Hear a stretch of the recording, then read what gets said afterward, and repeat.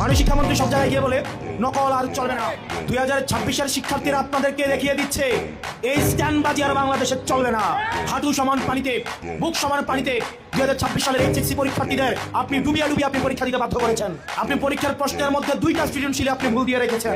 পরীক্ষা দিয়ে এসে হয়তো বুঝতে পারে প্রশ্নপত্র ভুল, সে যখন উত্তর মিলাতে পারে না তখন পরীক্ষার মধ্যে কি ধরনের মানসিক অবস্থা তৈরি হয় একবার চিন্তা করেন। আপনারা একবার দুঃখ প্রকাশ করার প্রয়োজন বোধ করলেন না, বরং এই শিক্ষার্থীদেরকে আপনারা বলছেন মাদকাসক্ত। আপনি যাদেরকে ফার্মের মুরগি বলছেন, এই ফার্মের মুরগিরা রাস্তায় এসেছে বলে আজকে শিক্ষামন্ত্রী হয়েছেন।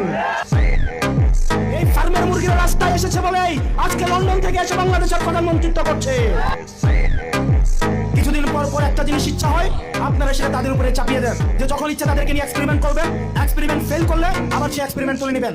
কারণ আপনাদের সন্তানরা দেশে পড়াশোনা করে না, আপনাদের সন্তানরে আপনারা বিদেশে রেখে পড়াশোনা করা। পরের সন্তানদেরকে রাস্তায় রেখে রাজনীতি করাবেন, পরের সন্তানের ভবিষ্যৎকে নষ্ট করবেন, পরের সন্তানদেরকে নিয়ে এক্সপেরিমেন্ট করবেন।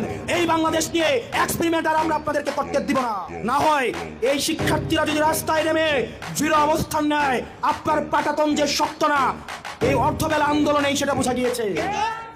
একালে দেখলেন আওয়ামী লীগ সরকারের মতো শেখ হাসিনা যেমন বলছে রাজাকারের বাচ্চারা, উনিও আমাদের ইফেক্ট করে কথা বলছে আমরা নাকি ফার্মের মুরগি। ফার্মের মুরগিরা কি তা বুঝাই দিব আমরা এবার।